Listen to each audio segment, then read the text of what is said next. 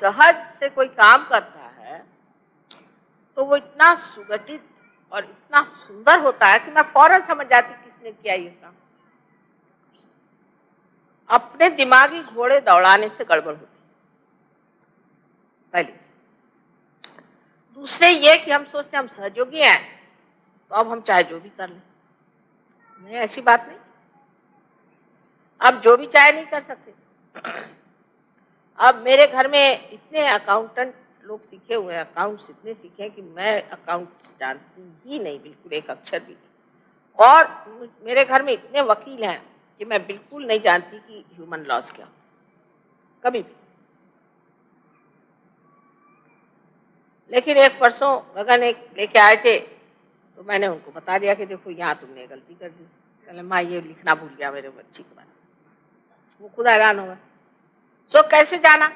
अब फिर आप कहेंगे माँ आपने कैसे जाना? अब आप अकाउंट से जाना। वाइब्रेशन। फौरन मेरी नजर वहां चली गई, वाइब्रेशन गलत आ रहे थे। क्योंकि जो सहज में रहता है उसको सारा इंफॉर्मेशन एक बड़ी भारी ऑर्गेनाइजेशन है उससे आते रहते हैं। ये गलत है, ये सही, ये ठीक, ये बुरा, ये अच्छा, ये फौरन मुझे सोचना भी नहीं पड़ता। मेरा तो कंप्यूटर ऐसा कि फौरन उसी मोमेंट, अब मैं दिखाऊं चाहे नहीं दिखाऊं वो मेरी चालाकी, लेकिन मैं जानती सब कुछ हूं। और आप लोग भी सहज में आ जाएं तो मेरा भी लाभ और आपका भी लाभ होगा।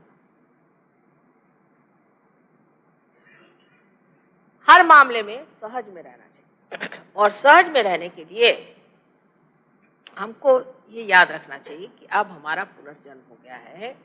हम एक छोटे से बालक की तरह अब इसमें आए, अभी बहुत कुछ सीखने का है। और जैसे ही सहज मार्ग से माँ ले जाएगी हम ऐसे ही जाए। गलतियां तो हमसे बहुत होती है और हो रही, कोई बात नहीं। अरे तो आपसे गलती नहीं होगी तो हमारे आने से मतलब ही क्या। लेकिन हमसे गलती होती है, एक बात पहले ये मान लेना चाहिए। तो जहां तक हो सके अपने वाइब्रेशंस को इस्तेमाल करें।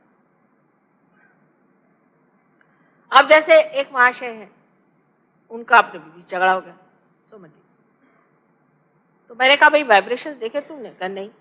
तो मैंने कहा ठीक है, अगर आपको कांट हियर नहीं, लाउड लाउड, अगर आपको कोई कहे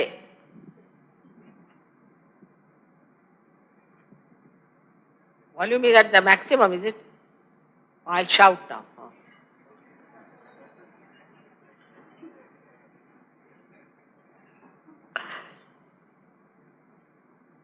कि साहब आपकी बीवी बहुत खराब है, तो मान गए कान के कच्चे हैं आप। अरे भाई वाइब्रेशन देखो ना, कान के कच्चे भी हो गए, वाइब्रेशन के पक्के होना चाहिए। अब समझ लीजिए हमने कह दिया कि भाई हम नहीं आ सकते, नहीं आपको आना ही होगा। तो जो कहेगा वही टाइम पे नहीं पहुंचेगा, उसी के घर में कोई गड़बड़ हो जाएगी। क्योंकि हमको आगा पीछा नीचा ऊंचा सब दिखाई देता है ना, तो जबरदस्ती नहीं करनी चाहिए। अब जैसे कल हमने किसी को भी अपने घर में नहीं बुलाया, हमने कहा आप आ जाना, लेकिन ये नहीं कहा था कि मैं आपसे मिलूंगी, किसी से भी नहीं कहा। एक सिर्फ लड़की से कहा था, बाकी किसी से नहीं कहा था कि मैं आपसे मिलूंगी। मैंने कहा आ जाना। मेरे बोलने में बड़ी गड़बड़ हो सकती, मैंने कहा था आप आ जाना। इसका मतलब बिल्कुल भी नहीं कि मैं वहां आऊंगी या आपसे मिलूंगी या आपसे गले मिलूंगी फिर आपसे बैठ के बातें करूंगी। आप फुर्सत किसको भाई? आ जाने का मतलब है कि आप आइए और ध्यान करिए वहां बैठकर।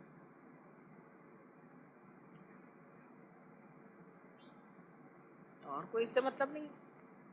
तो हम आपके इंतजार में बैठे रहे, भाई हम तो वहीं हैं, इंतजार क्यों कर रहे थे? आप बैठते ध्यान करते चले जाते।